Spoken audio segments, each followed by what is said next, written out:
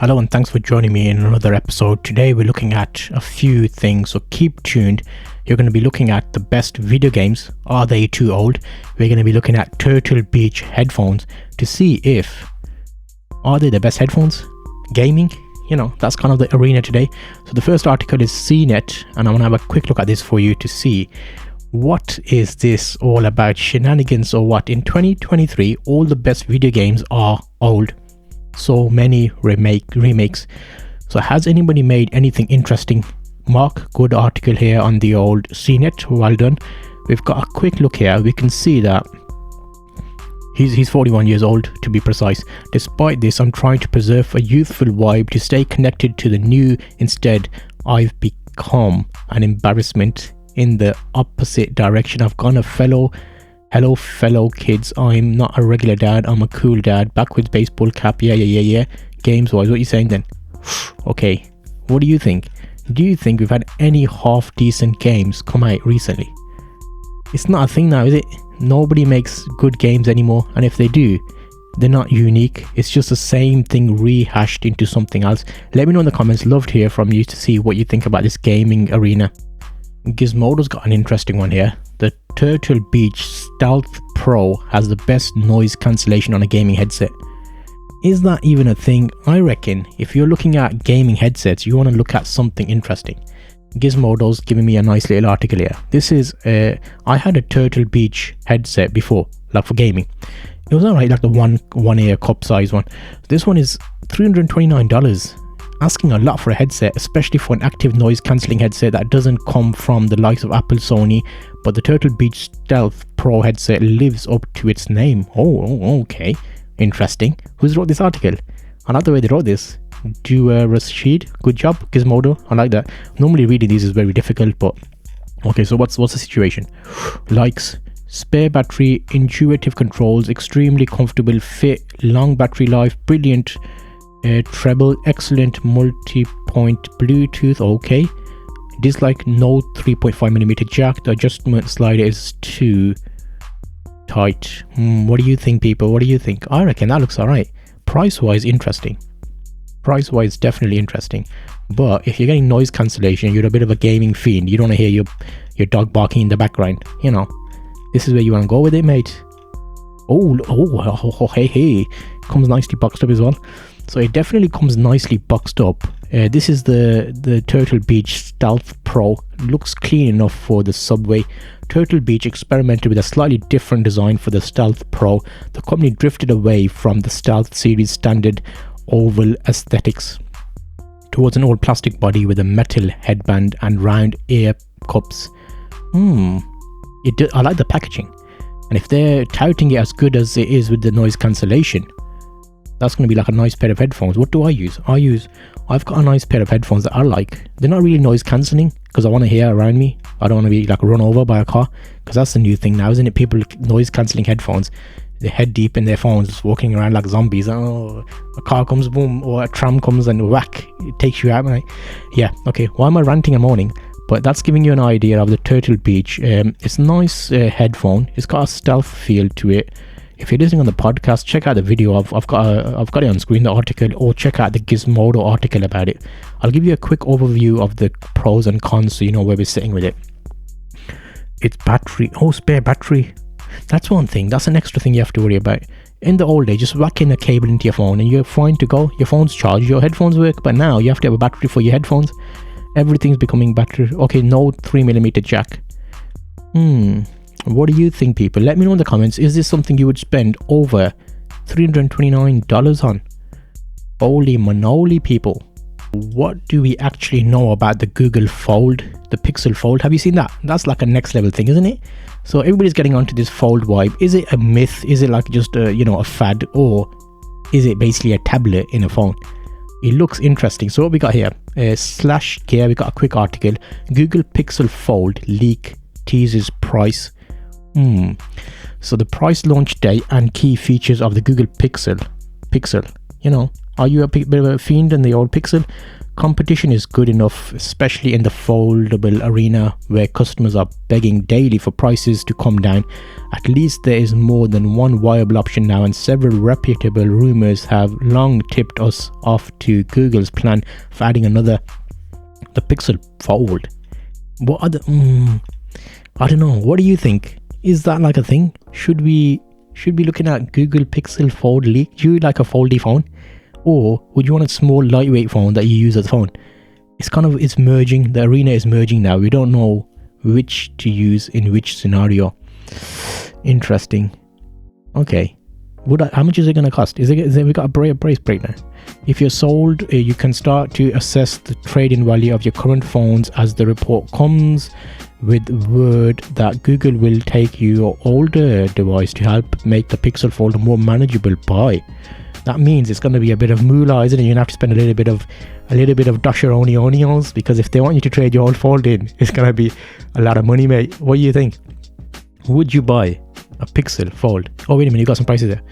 The race for smaller price tags may begin with the Pixel Fold's launch, albeit barely. Google is supposedly target $1,700. Holy manoli, mate. $1,700. Would you spend? I don't know, mate. Would you not? Sony likes Firewalk Studios so much it just bought it. The company is staffed with Bungie veterans and has been working on PS5 exclusive multiplayer games. Are you a bit of a fan? Did you know about this? Who is Firewalk Studios? What's going on? Firewalk is a home to remarkably talented team of creatives who have launched some of the gaming most celebrated experiences, and they're already hard at work on the first original AAA multiplayer game for PlayStation. Sometimes the people in the background is the ones that do all the work, so it's good to see an article about them teaming up with them.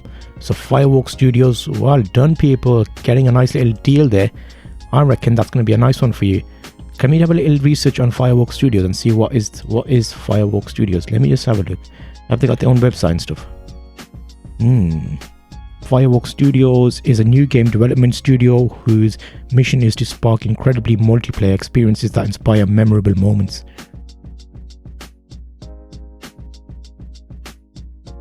Firewalk Studios is a new game development studio. Yeah, okay, you've said that in the intro. Ambition, creating worlds that ignite imagination and connection takes a... Okay, so it looks like a small place, like someone's making games that's been taken into the old PS family.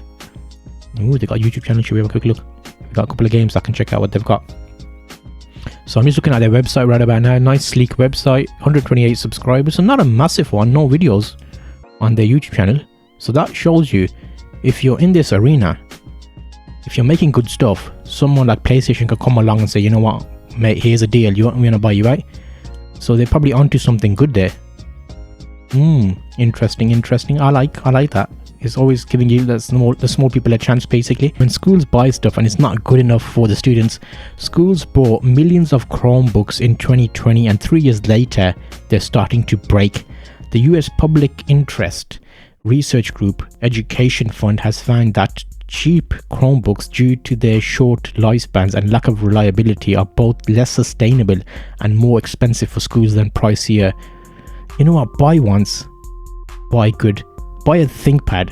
That's what we used to have in schools. ThinkPad, and lasted years and years and years, and you upgrade them and they're fine. Chromebooks are like very, I don't know what's the correct word, very fluffy and like, a couple of years I'll upgrade every year, that kind of situation. You can't give that to kids. They're just going to annihilate the buttons on that, especially in schools. But the way kids mess about with pens and that. What do you think about this? What is the best laptop or Chromebook alternative that schools should buy? What laptop did you have in school? Do you remember? Holy, that is the next level thing, I reckon.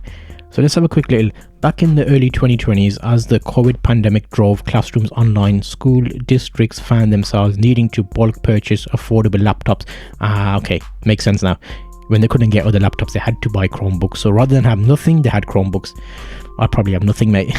3 years later, the US Public Interest Research Group Education Fund concludes in the report, basically, yeah, Chromebook churn. That many of these batches are already beginning to break. Yeah, they make stuff now just to last long enough that it breaks and you can cover it on the warranty. And the warranty runs out, and you know, tough mate, it's gone now. You can't claim it. You can't get another replacement. I feel like Google, can you please sort this out? You've got enough money to go to the school and say, you know what, we're sorry. Here's some books. You could do that. That'd be some nice, like, especially in education. It's a school, friend. You know, schools need your help. Yeah. This is always interesting, checking out what types of cameras are good over time. So major camera brands ranked worst to best. Well, we've got a nice list here. Pentax number 10. Okay, I'm going to quickly go through Lumix. Okay, Sigma. Okay, Nikon 7. Olympus. Okay, Sony 5. Canon 4. What? Fujifilm 3. 2 Hasselblad. 1 Leica. Oh my god, come on, $1 million. Who made this list? Who's going to buy a Leica? You know how much Leicas cost, mate? For the real person, this is your list. You know what you need to do? Number 1. Canon, number 2, Nikon, number 3, Pentax, Sony. Yes, I put Pentax before Sony. Oh my days, that is like a big mistake. However, that's how we're rolling. That's the real person's thing. That was a bit of a rant there. Can you calm down, please? Okay, I'm sorry. Okay, let's look into this. Why is this the way it is? The first Leica images we remember seeing was an English woman walking down a rainy town street in the velvet peacoat, the raindrops falling in front of her, very sharply defined. Yeah, okay, so what we got next? Leica, and then Hasselblad. Come on, that's a $20,000 plus dollar cameras, man. These are professionals, okay, but if you're a normal person, I would start your list from 4 Canon, 4 Sony, okay, number 2, Nikon, Olympus. What? Nikon. Nikon. If I asked someone about cameras, the main 2 cameras, anybody who doesn't know anything about cameras would be like, should I get a Canon or should I get a Nikon? Recently, they'll say Sony. No one really says Olympus. Or have you? Am I wrong? Let me know in the comments. Am I just like totally misreading this here? SlashGear, this is an article. Multi-camera brands ranked worst to best. So the worst one they're saying is Pentax. No. I would have a Pentax over a Sigma, over Olympus. Pentax, they use them in the army. They're very versatile and they're good cameras. It's not the camera. It's the person shooting with the camera. That's like a major thing. So yeah, I don't know. What do you think? Let me know.